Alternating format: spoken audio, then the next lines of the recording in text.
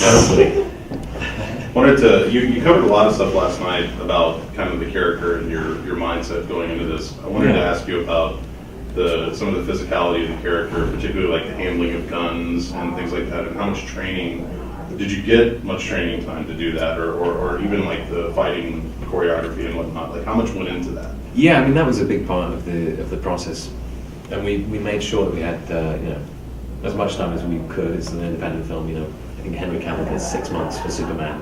We had about 6 weeks. But you can get a lot done in that time, and I worked very, very hard, and there was a big nutritional shift for me, just eating a lot of protein every 2 hours, which got quite boring after a while. But also, hitting the gym hard with a guy who was pushing me through pain barriers I didn't even know existed. And then in the afternoon, the martial arts, which I found particularly the discipline required for that kind of stuff. It's almost like a form of choreography, it's a form of dance, really, and very, very good for the psychology of the character as much as the physicality and the aesthetic. At lunchtime we'd go down the gun range and stand alongside members of the public firing off their weapons down by LAX, and then we went out into the desert and got on with it. So. It was, a lot of very unfamiliar stuff for me in this, but really fascinating getting my head around all that. Did you learn a little bit about yourself, like when you started using guns? Because people don't realize, like when you see it in movies, everybody sees people using guns in movies, but when you fire a real gun, I mean, there's such a power that comes with that, and it really kind of teaches you about how you personally can handle that. Did you learn anything? I mean, even firing something like, obviously you have these blanks, and they have sort of quarter rounds, half rounds, depending on what the look they want to get. Sometimes it's a full round, which has pretty much the same kickback as a real live round would, and that in itself was it was quite a shock to me at first. And you have to for the sake of the camera get over that kind of the very British response to gun, and try and keep your cool. So that's as much part of the practice as actually handling the thing. And as an actor, you always, especially if you're taking on a role like this, you want to look and feel as authentic as you can. I mean, in that short time, I know that's not always possible, but we had a few good guys looking in on things, physically, how we hold the weapons, and how you load them, and really trying to, I would love somebody who had a military background to watch this and think that it wasn't too bad, Yeah. Well, first of all, I want to say that I'm not going to invite you into my house as a guest. After Sorry about that.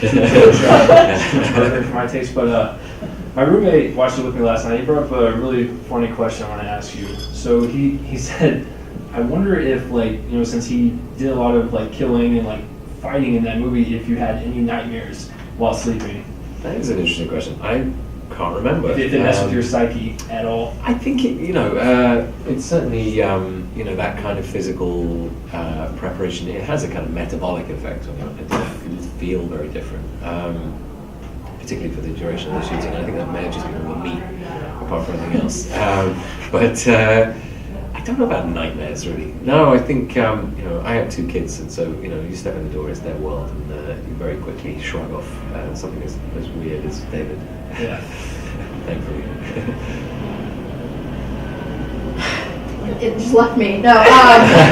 So a lot of people are praising your performance in this film, and it was fantastic. Thank you. They're saying things like you could be the next James Bond. I mean, is that really daunting? And would you want to do a lot of action films like that? Is that something? I certainly want to do more action. I really like the action comedy side of The Guest, which I was able to explore a little bit more in Night at the Museum. I know that sounds an odd segue, but it is an odd segue career-wise anyway. But the action comedy element, I heard Simon talking about this briefly at the end there, but action sequences that have some character to them is something I've always really enjoyed. I think we've grown very used to seeing action sequences that have big budgets and lots of equipment and things blowing up and things, but actually this sort of to have a nod and a wink in the middle of all that, which actually is in the tradition of Bond, that is very Bond, to have a little one-liner thrown in the midst of this insane action sequence, or just a little raise of an eyebrow here.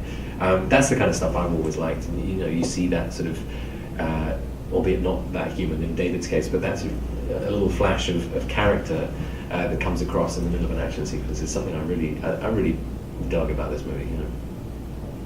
I mean, I read the Entertainment Weekly article on you Oh, gosh. that What just did came that out. It's a 2-page spread. It was nice. Great.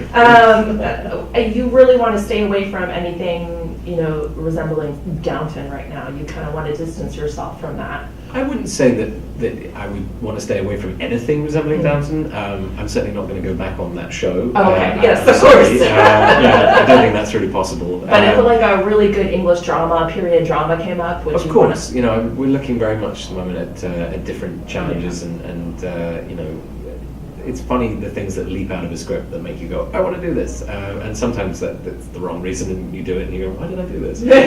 With The Guest, something leapt out of the page that made me want to try this this kind of genre, and it wasn't, it was the fact that it was a number of different genres that really appealed to me as well. The sense of humor really leapt out, and I think I hadn't had a chance to do anything as darkly funny as that for a while. And I sort of started out doing comedy. Really, I did a lot of student stand-up and stuff like that. Did a couple of Shakespearean plays that led to my being employed initially as an actor, and you sort of follow that path for a bit. Then Downton came along, things shift, and I think similarly for Adam and Simon with Your Next, like that gave us, both of us, a platform from which to go, okay, we could maybe do something that we want to do now, that we actually, is more in line with our own tastes perhaps, or, just try something new and a little bit outside of our comfort zones. Mm-hmm. And so they were stepping out of the horror classroom. I was coming from, costume drama 101, and sort of met them in the school corridor really. And it was a very exciting meeting of minds. Adam grows up in Alabama, I grew up in Britain, and we meet in the middle of the desert and realize that we both love Big Trouble in Little China. That for me is a really cool thing. The rest is in the movie, I think.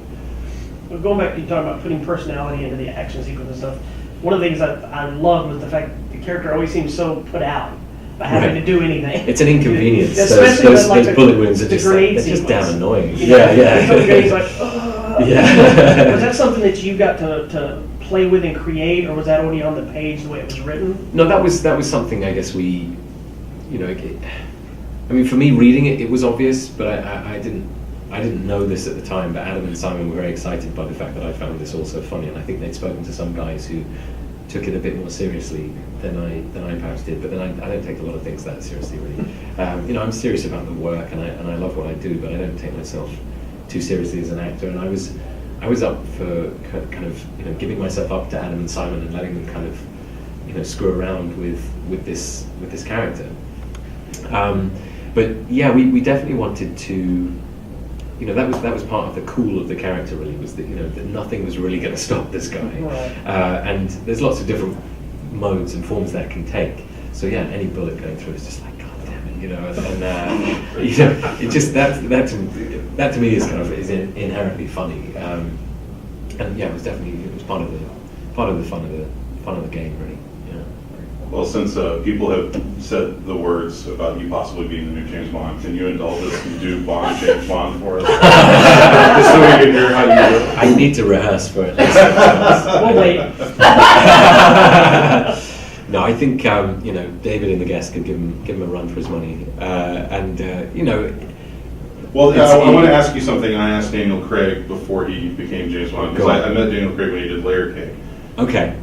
Is it nerve-wracking to think that playing a character like that and what the pressures and the things that come with that, is it something you would want to do? Is it something that you think you could see yourself doing and still being able to have a family life and have your own somewhat anonymity?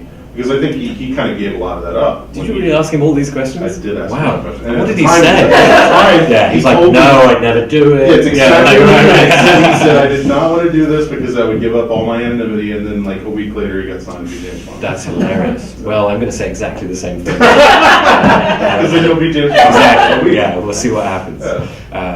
What Daniel Craig said. There you go. Did you? Sorry. Go No, ahead. I was just the other thing I wanted to ask you was like in the scenes like when the talking about kind of the comedy that comes out of this, and like the scene like when they show you in the window, you just have that dead-eyed stare. Yeah. Were there certain influences that you drew upon? Were there other characters from films and things that maybe you wanted to say like that guy has exactly the same quality I want to bring to this character? Yeah, there were a few. I mean, for that specific scene, I'm not sure exactly, but I know that obviously, Kurt Russell's a big influence in terms of the fun that he's having up on screen in those movies. Uma Thurman in Kill Bill. I'm not sure if I'm allowed to cite Uma as an influence, but there she is. But also, there's a great British film from the '60s called If. By Lindsay Anderson, which is Malcolm McDowell's first movie, and I saw that movie way too young. I think it was like 11 or something, which when you see the movie you'll realise perhaps why you shouldn't watch that. And I was going to a school that was a little bit like the school in that movie, and it put all sorts of terrible ideas in my head. That's a cool flick. But it is an amazing film, and very interesting film to come out of Britain, especially at that time. And it was probably the closest we got at that time to a sort of a weird, twisted action comedy. But there's something about the kind of beautiful anarchy of that movie, and particularly Malcolm McDowell's performance in that. There's sort of it's just a graceful cool about it that really just sort of delighted in the weirdness of it. That I found mesmerizing as a young actor growing up, and I guess there's always an element of that in a few things I've done, but particularly in this, I was able to sort of indulge that a bit more. Yeah. But there's a number of for all of us really, a number of influences that fed into this. Adam made me go and sit down and watch Terminators 1 and 2 back to back, which I'd never done. I'd seen them both, but never back to back, which is an experience I recommend highly. So that had an influence too, I guess. Cool. Do you have any upcoming projects you want to talk about? I guess, yeah. You're so great in this. I want to see more. Thanks. Yeah. Walk Among the Tombstones is Scott Frank's movie with Liam Neeson. That's coming out on the 19th, which is a sort of hard-boiled noirish thriller. And then at Christmas we have Night at the Museum playing Sir Lancelot, which is much sillier than the other two. But yeah, like I said, it's sort of action comedy for me. And an amazing sort of world to step into, and something that my kids will be able to see before they see the guest. Yeah. Although I'm sure they'll see it way too young. Yeah. Would you mind talking about working with Robin Williams? I do at the moment. Yeah. Okay. Yeah. That's totally fun. You also have a movie coming out, I think, is it called The Ticket? Where you play a blind man that... Blind Man Regains His Sight. We literally just wrapped on that. We shot that over the summer. And it was sounds like a really interesting concept. It is an amazing director as well, Ido Fluke. He's been living in Williamsburg for about 8 years, an Israeli director, his first English language feature. And it was one of the most beautiful scripts I'd ever read, and I met him about a year and a half ago, and we talked, and never quite dreamed it would come together, but we managed to, put it together this summer, and very, very intense experience, and I look forward to seeing what comes out. Yeah, great. Yeah. Very different again. The question was just a silly question. Did you have to practice in the mirror your brooding kind of stare, like? Only for 31 years. Oh, okay. Did you have to practice the ab shot? The ab shot. Well, that was yes. I wish I'd started earlier, but yeah. Is that like in the like notes? It's like, okay, today is the ab shot day. Like today's the thankfully they put it a little later in the shoot. There's much lead time as allowed. But, that's like the dreaded day. Yeah. But I mean, I kind of loved it because in the context of the movie, it's a gag, really. It's a funny beat. To see a character like that objectified in a way that 80s horror movies objectified a girl, it's very 1980s, and so to see that there is a shift happening, I think, and I like that it makes people laugh. Yeah.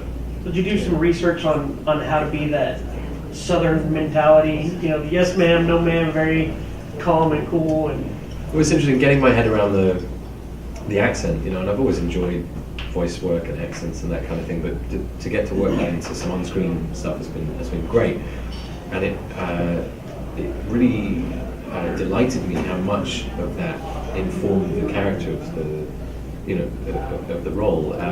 That southern drawl, that southern charm that gets him in the door, that ingratiates him to most of the family, most of the people in this world of the guest, with the possible exception of Anna, who just doesn't, she's not buying it for a second, and she is really his toughest mission to complete, to win her over and ultimately empower her, But no, I loved how that sort of southern drawl sort of affected the the mode of speech, the mode of thought. You know, it's just a different. I wouldn't say different speed of thought, because I don't want to suggest that, you know, for a minute that Southern people think in a different. But it is a different. It's a different way of going about your business, I guess. Just take the time, and David particularly, in a very very military way, controls the flow of information to the people around him very very well. So that, you know, enables him to keep calm, I think. Well, it's kind of funny, the sequence was, I guess, the first time you meet her, and you call her ma'am. Right. And then she's like, yes, ma'am. And she kind of there's almost like an undertone mocking of like, you don't talk like that for real. Right, You know, right. But some people do, you Yeah. know, as I've discovered. You know, again, as an Englishman, I'm like, huh? But, you know, you meet these people, and thank you. And I had a great friend of mine who was from Kentucky, actually. He recorded I usually get people to record the Gettysburg Address, just so that I had all the sounds and consonants and vowels and things. And so I had that, you know, to sort of play off and learn from a little bit.